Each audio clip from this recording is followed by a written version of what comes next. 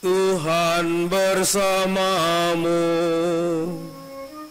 dan bersama rohmu.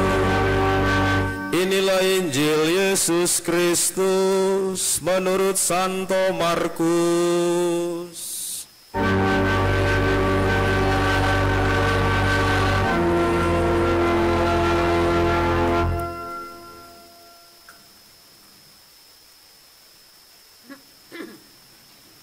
Pada suatu hari, serombongan orang Farisi dan beberapa ahli Taurat dari Yerusalem datang menemui Yesus. Mereka melihat bahwa beberapa murid Yesus makan dengan tangan najis, yaitu dengan tangan yang tidak dibasuh. Sebab orang-orang Farisi seperti orang-orang Yahudi lainnya tidak makan tanpa membasuh tangan terlebih dahulu, karena mereka berpegang pada adat istiadat nenek moyang mereka. Dan kalau pulang dari pasar, mereka juga tidak makan kalau tidak lebih dahulu membersihkan dirinya. Banyak warisan lain lagi yang mereka pegang, umpamanya mencuci cawan, kendi, dan perkakas tembaga. Karena itu, orang-orang Farisi dan ahli-ahli Taurat itu bertanya kepada Yesus, "Mengapa murid-muridmu tidak mematuhi adat istiadat nenek moyang kita? Mengapa mereka makan dengan tangan najis?" Jawab Yesus kepada mereka, "Tepatlah nubuat Yesaya tentang kamu, hai orang-orang munafik. Seperti ada tertulis, bangsa ini memuliakan aku dengan bibirnya, padahal hatinya tetap jauh dariku. Percuma mereka beribadah kepadaku, sebab ajaran yang mereka ajarkan ialah perintah manusia. Perintah Allah kamu abaikan untuk berpegang pada adat istiadat manusia." Lalu Yesus memanggil lagi orang banyak dan berkata kepada mereka, "Hai kamu semua, dengarkanlah aku dan perhatikan ini. Apapun dari luar yang masuk ke dalam seseorang tidak dapat menajiskan dia. Tetapi apa yang keluar dari seseorang itulah yang menajiskan dia.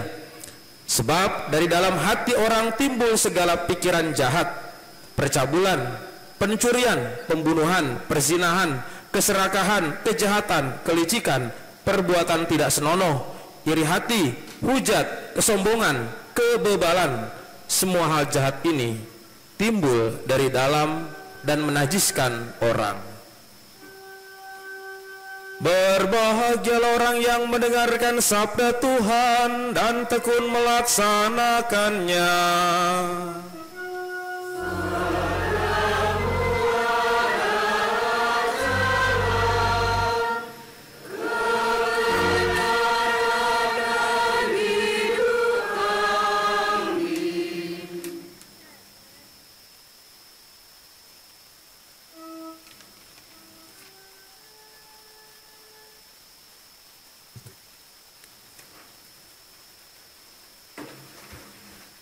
Bapak, saudara-saudari yang dikasihi Tuhan, bulan September ini adalah bulan kitab suci.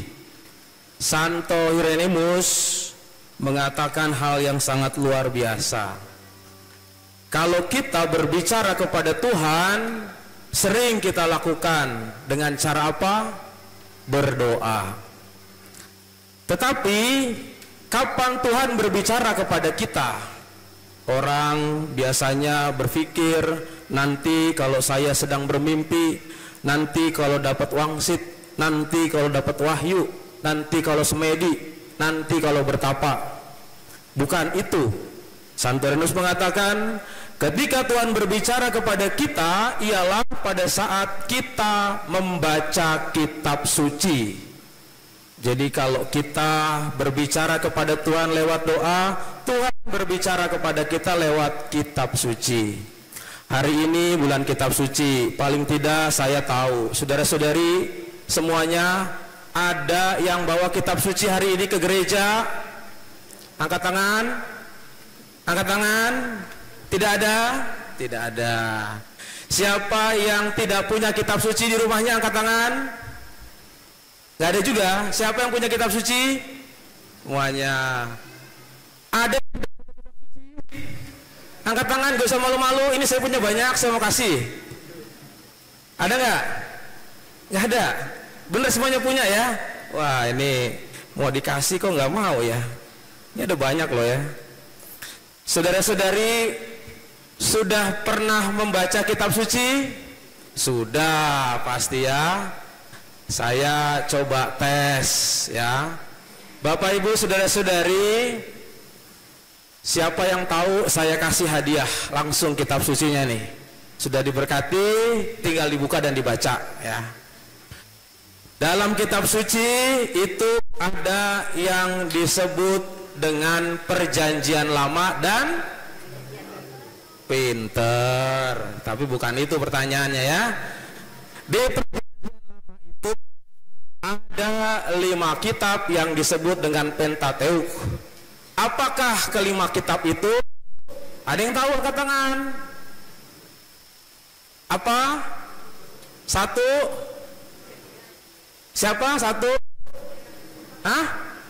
Kejadian, terus Keluaran, terus apa? Ratapan? Oh, bilangan, terus apa? Pada bingung kan? Nah, makanya buat kitab suci. Apa? Imamat. Sini boleh sini. Nah, itu betul anak itu tuh. Nah, sini satu lagi. Dia yang melengkapi 4 jadi 1. Nah, ini deh. Nah, ini ambil. Misinar kasih misinar nih. Kasih misinar. Nah. Nih kasih. Satu lagi pertanyaannya. Bangsa Israel keluar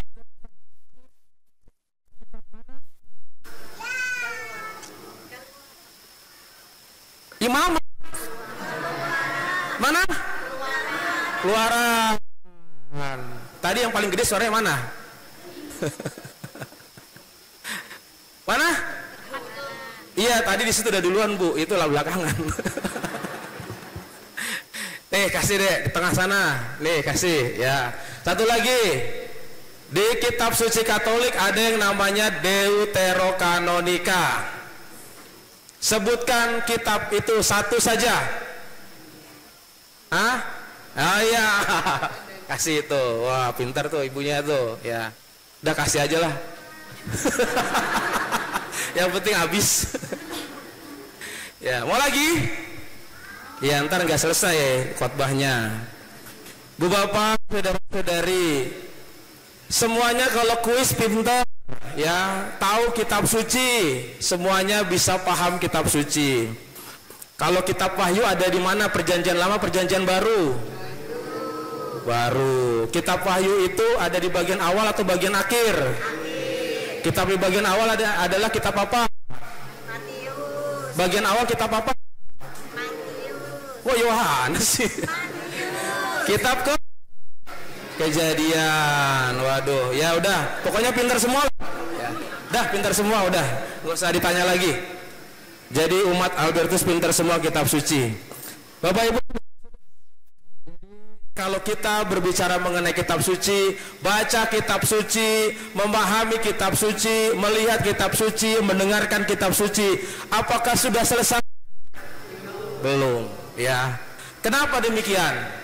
Itulah yang pada hari ini dalam Sabda Tuhan kita diajak untuk melihat cara beragama atau beribadah. Cara orang beragama dan beribadah itu bukanlah seperti orang Farisi yang hanya memahami secara parsial saja, tidak memahami secara keseluruhan. Segala sesuatu yang dianggap yang bagian kecil-kecil, yang parsial itu sudah diletakkan bahwa mereka sudah melakukan semua ibadah dengan baik. Contohnya apa? Yaitu adat istiadat, membasuh tangan, mencuci tangan, lalu kemudian mencuci perkakas. Adat istiadat nenek moyang yang diterapkan oleh hukum, mereka lakukan secara rutin dan dipikirnya sudah selesai melaksanakan ritual keagamaan, sudah selesai beribadah. Maka kita pun juga mungkin kadangkala seperti itu, orang-orang yang hanya parsial untuk menangkap dalam cara beribadah. Kita sudah baca kitab suci, dipikirnya sudah selesai. Kita sudah ekaristi, dipikirnya sudah selesai. Kita sudah novena, dipikirnya sudah selesai. Ibadah yang sejati bukan hanya sampai di situ. Ada 3 orang tukang yang sedang bekerja membangun sebuah gedung. Ditanya sama seseorang, "Bapak sedang apa?" Tukang satu dia mengatakan, "Saya sedang menumpuk bata." Lalu ditanya lagi sama tukang yang kedua, "Bapak sedang apa?" "Saya sedang menyusun tembok, membuat tembok." Lalu tukang yang ketiga ditanya, "Bapak sedang apa?" "Saya sedang membangun katedral." Bapak Ibu saudara-saudari, yang mana di antara ketiga tukang itu yang paham apa yang dia buat?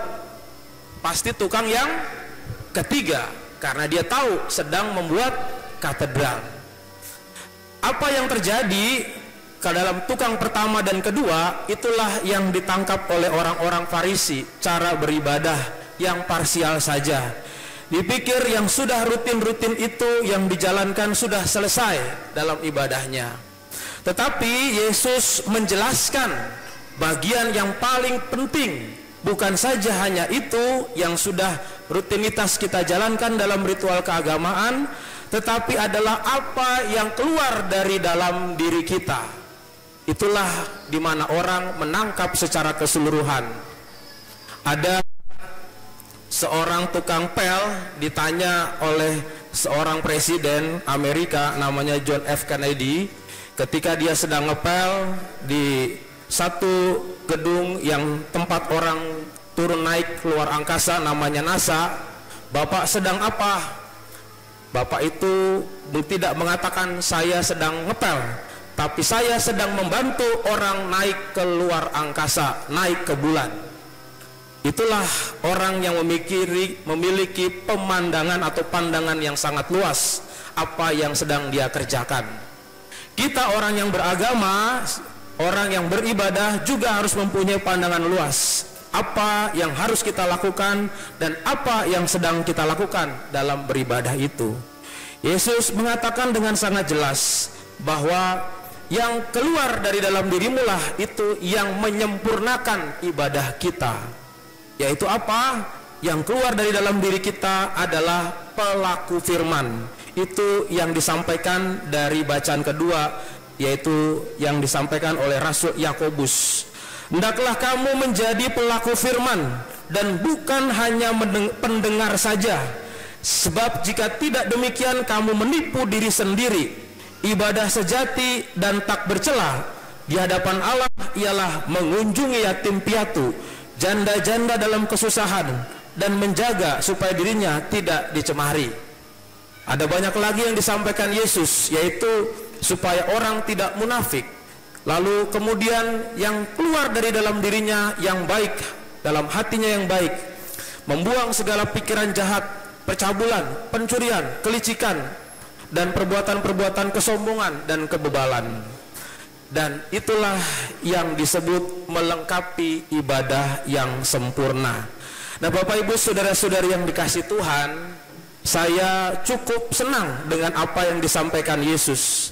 Orang Farisi mengatakan, apa yang masuk ke mulutmu itu yang menajiskan. Jadi hal-hal sesuatu, makan itu najis, ngambil itu najis. Najis itu maksudnya haram, termasuk juga makan babi. Tetapi Yesus untuk mengatakan di sini, bukan yang masuk ke dalam dirimu yang menajiskan, tapi yang keluar.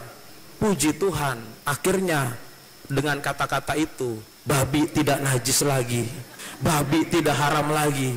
Coba bayangkan kalau Yesus pada waktu itu mengatakan sebaliknya, betapa menderitanya saya sebagai pastor, sudah tidak nikah, tidak ngerokok, tidak boleh makan babi lagi. Ya, luar biasa.